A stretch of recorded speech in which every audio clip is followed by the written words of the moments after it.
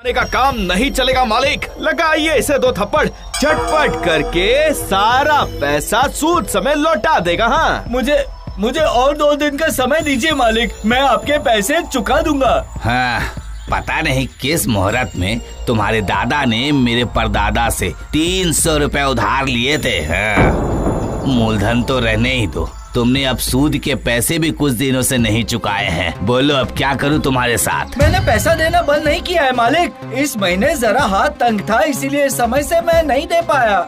इतनी हिम्मत, तुम्हारी इतनी हिम्मत, जिसकी बदौलत खा रहे हो, पहन रहे हो, उससे जबान लड़ा रहे हो। अगर इस हफ्ते में मुझे मेरे पैसे नहीं मिले तो फिर भूलना मत, मेरा नाम पंचानन परिमल है।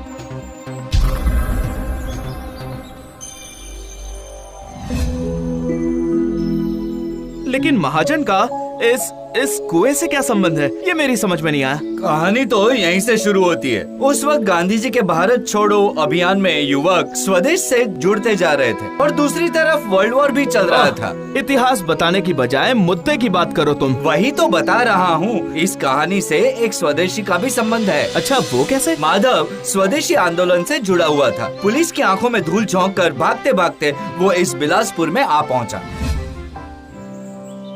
घर में एक चावल का दाना भी नहीं है। घर की छत एक तरफ से टूट चुकी है, जो कभी भी किसी के भी सर पे गिर सकती है। ऊपर से सूद का ये बोझ। हम अभागों के ऊपर वाला कब अपनी कृपा बरसाएगा? ऊपर वाले ने हम जैसे गरीबों को अमीरों के इस्तेमाल के लिए ही बनाया है। कोई है? बहुत दूर से आ रहा हूँ बेटी, थोड़ा पानी मिल सकता है? बैठिए बाबा, बैठिए, खड़े क्यों हैं? आज से पहले कभी आपको इस गांव में देखा नहीं था। मैं कलिकापुर से ही आ रहा हूँ, लापतागंज जाऊंगा, लेकिन रास्ता भूलने की वजह से कहाँ आ गया कुछ समझ नहीं आ रहा है मुझे। इतनी तेज धूप में आपने इस गरीब की कुटिया में अपने कदम रखे हैं। पानी के साथ दो बताशे देने तक की हमें क्षमता नहीं है, माफ कीजिएगा।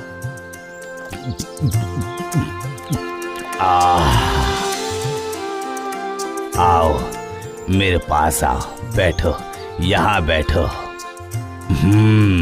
बृहस्पति के कक्ष में शनि ने प्रवेश कर लिया है, इसलिए तुम लोगों की हालत ऐसी है।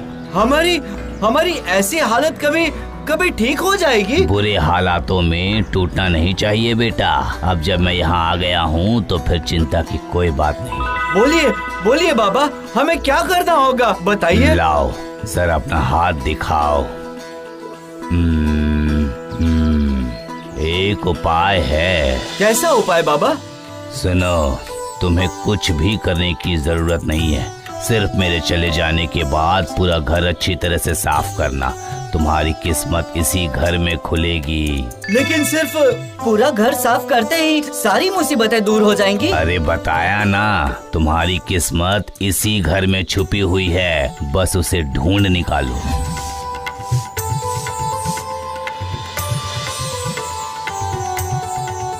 अजय सुनते हो क्या? देखिए, मुझे ये यहाँ से मिला है, इसमें कुछ लिखा हुआ भी है।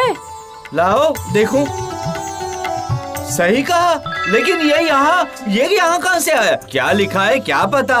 जब रास्ते से पोस्ट मास्टर गुजरे तो उनसे पढ़वा लीजिएगा। क्या हुआ कर्जखोर, याद है ना आज कौन सा दिन है? अगर आज पैसे नहीं मिले तो फिर या तो तुम रहोगे या फिर मैं। तुम्हारे हाथ में वो क्या है? देखो, जाओ देखो उसके हाथ में वो क्या है।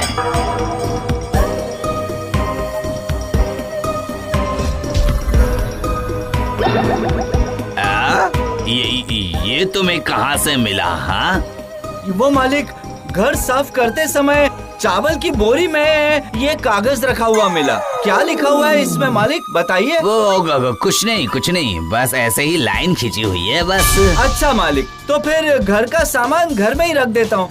ये बाप दादा की निशानी लग रही है। आज जो पैसे देने की बात हुई थी उसका क्या हुआ? हाँ मालिक, अगर और 2 दिन दे देते तो? नहीं, मेरी बात ध्यान से सुनो। तुम अपनी जमीन मुझे दे दो। मुझे हर दिन यहाँ आकर तुमसे पैसे मांगना अच्छा लगता है क्या? हाँ? बोलो, अपनी जमीन मुझे दे दो, मैं तुम्हारा सारा उधार माफ कर दूंगा। नहीं मालिक, ऐसा नहीं हो सकता। अगर ये जमीन दे दूंगा तो रहूंगा कहाँ? डंडा मारकर भगा देते तो यही अच्छा होता। ठीक है, तो फिर मैं तुम्हें और 500 रुपए देता हूँ, तो फिर उससे तुम नया घर भी ले सकोगे। हाँ? नहीं नहीं मालिक, हाँ, बाप दादा की जमीन थोड़े से पैसों के लिए मैं बेच नहीं सकता हूँ। 500 रुपए को थोड़े से पैसे कह रहे हो? एक साथ कभी देखे भी हो 500 रुपए? ठीक है ठीक है ठीक है, मैं तुम्हें 1000 रुपए दूंगा। ठीक है ना? आज से ये जमीन मेरी हुई। नहीं मालिक, अभी की महंगाई में 1000 रुपए से क्या होता है? उसके लिए मैं बेघर नहीं हो सकता। यही तो तुम लोगों की गलती है, बैठने की जगह मिलते ही सोना चाहते हो। ठीक है, तो फिर 1000 और दे देता हूँ मैं, लेकिन तुम्हें ये जमीन छोड़नी ही पड़ेगी। हाँ। इस तरह करते करते आखिरकार जगन ये जमीन 50,000 में पंचानन परिमल को बेचकर ये गांव छोड़कर चला गया। क्या सच में 50,000 रुपए में?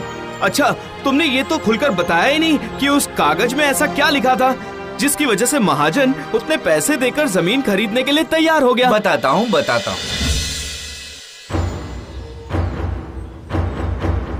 मैं मोहम्मद फरदान मुगल सेनापति के द्वारा प्राप्त लाखों रुपए के कुछ बहुमूल्य रत्न बिलासपुर की जमीन के नीचे गाड़ रहा हूँ।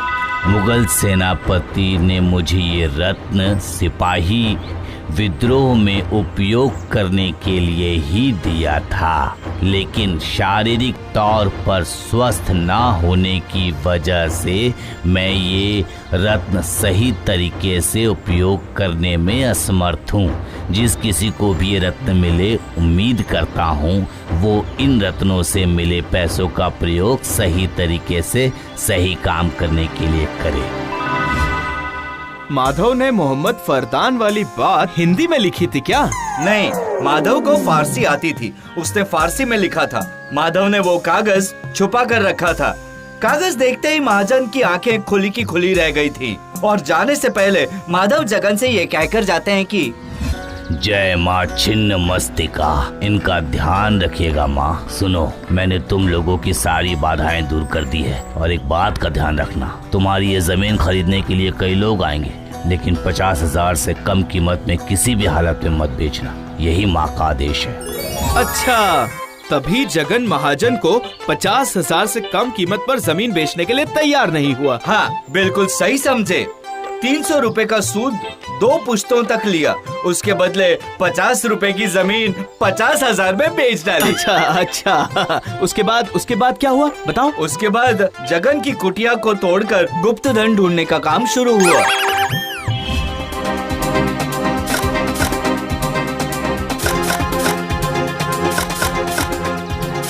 मालिक, पिछले 10 दिनों से लगातार लोग कुदाल लेकर मिट्टी की खुदाई कर रहे हैं, लेकिन उसके बावजूद भी मुगल काल की एक फूटी कौड़ी तक नहीं मिली है। चुप!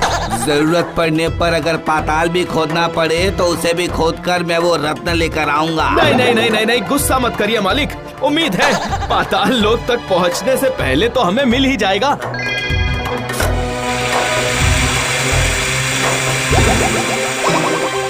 पथरीली मिट्टी थी, फिर भी 3 महीने तक उस जमीन की खुदाई चलती रही। आखिरकार जब उस जमीन से पानी निकल आया, तब जाकर पंचानन परिमल के रंग में भंग पड़ गया और इस तरह यहाँ पर कुआं बन गया। समझ गए?